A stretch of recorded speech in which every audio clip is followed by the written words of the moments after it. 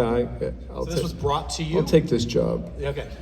Yeah, Peter Safran and Michael Clear, who's James Wan's producer, came to me and they're like, we think you might do well with this. We have a script we don't love. You might want to do it. I said, yeah, I want to do it. And they said, the one thing can't be symbols. So why not? I said, well, Disney owns the symbols. They own symbols, or the monkey with the They own the monkey playing the cymbals because of Toy Story. Look, we can all sit here and moan and groan. They own Darth Vader too, gang. I had a much more highfalutin reason that you might have changed it. I just thought it was because... Well, no, but then what happens is you sort of have the moment of like, oh, that's too bad. Disney owns the symbols. That sort of sucks. They own Darth Vader. That sucks worse.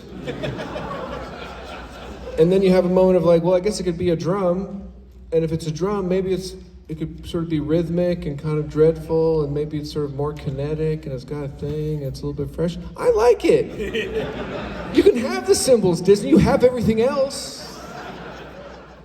Oh, by the way, just one thing to quickly say, to also as a pitch for the theater, for no reason other than they're showing Pinocchio, the original Pinocchio, and you all got to go see that shit.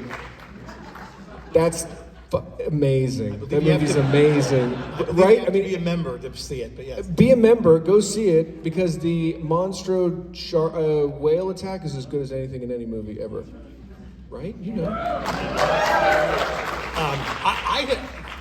We are attuned also to like a drum roll being something that's here about comes. to like reveal something. Also, it's also a rim shot, right? Yeah, like for a joke. right. Yeah. So let me ask you, in terms of the design of the monkey, then, how much of it was some sort of existing toy, and or was it a complete creation? I mean, the mouth opening, the spinning drumstick, was that all stuff that you added, or was that something you'd seen? Or We built everything from scratch, of course. There were sort of 3 or 4 of these monkeys around. They all look the same, and they all kind of have varying degrees of proficiency. One does everything, and it's controlled by this little English guy with a Sega remote control. And there's actually 2 puppeteers. One of them was terrible, one of them was great. It's the kind of thing you get to work one day, you're like, oh, there's the terrible guy. And you also had to build a bigger head for the stripper monkey too. So There's a mask that the stripper wore and the movie person wore. Someone else wore it too. Oh, the person with the knife, the hatchet wore it.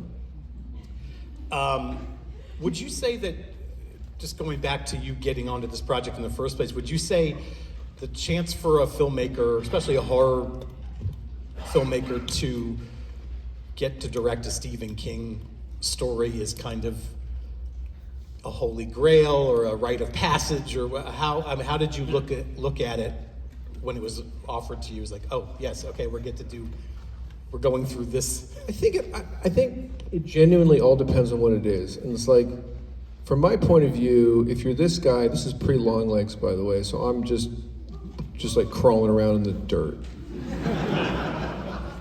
Where's the light switch? I'm sure it's in the darkness somewhere. I just can't find it. So when they bring it to you and they say, it's the monkey, here's what happens. Oh yeah, I can see the poster. And I know that sounds like shit, but it's the opposite, really, because I do a certain thing, right? And in order to get my thing in front of 700 people here, or to make Longlegs work the way that it works, it's very difficult to translate my so-called thing to everybody. And it's working now, which is nice. But when they brought the monkey to me, there was no Longlegs. I was still sort of toiling and like, oh, Perkins movies are pretty nice, but they're not worth any money. Which is a real thing, you know. You got it's a business, and there's an exchange still to be done. So when they come to me and they say it's the monkey, I say, oh, I can see the poster, and the poster's the poster that you see out there, right? Like that's the first thing I see. And so in any instant, it's like it's quadruple yes, because with the poster comes everybody's baggage about that monkey. Whether we have have any specific context or not, there's something about that monkey's face, the toy monkey with the cymbals or the drums that we see like at a yard sale or we see at the flea market, like seeing someone's house, we're like, ew, there's something about that. There's something uncanny about that. There's certain things that register to the human mind as uncanny. It's funny, we showed the monkey, Christian Convery, who plays the twins, had a double who would stand in when it wasn't him. And I showed this kid the monkey the first time. And he said, "Oh, I hate it so much." I was like, "Oh, he hates it. Fucking great. That's the poor kid hates it." So you adapted this. What were some of the elements of the original story that you wanted to build on to expand it some and to expand the world a little bit? Because this is obviously a much bigger story than was in the book. It may sound generic, but I wanted to expand the Stephen King-ness of it, right? Because the story is, there's not really a story. There's not a film story in the short story. There's a monkey, you turn the key, someone dies in an insane way. That's kind of it. There's not really like a lot of plot. There's not a lot of incident. There's not a lot of character stuff. It's just sort of that. And so at a certain point, you kind of have to just put that aside and personalize it and turn it into a movie. I don't think I used anything from the short story. Son of a Whore. Son of a Whore is a great Stephen King. As Stephen King fans know, like he's got a couple of really great turns of phrases. Son of a whore is one word. You son of a whore. I was like, well, that's pretty flashy. Probably use that. Did you consult with King at all, or at least show him when you were done what you had? And I think King doesn't suffer fools much. I don't think he suffers anything very much.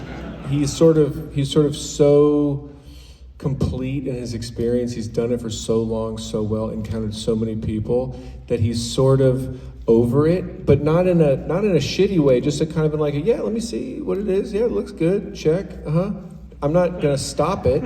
Right? So for a long time it was just, I'm not gonna stop it. And that's kind of like implicit approval enough. He's got a lawyer, he's got one guy. There's no team of agents, it's not a bullshit situation like that. It's one dude who's amazing, by the way. Old school lawyer guy, amazing. Rand Holston, he's great dude who you interface with. Does Steve approve? Oh, Steve likes it. Okay, well, Steve likes it. I guess it's okay.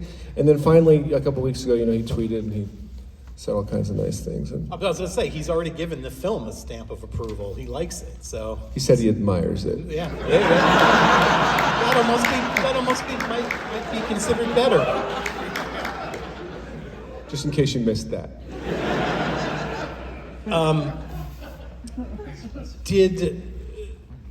Well, let me see here.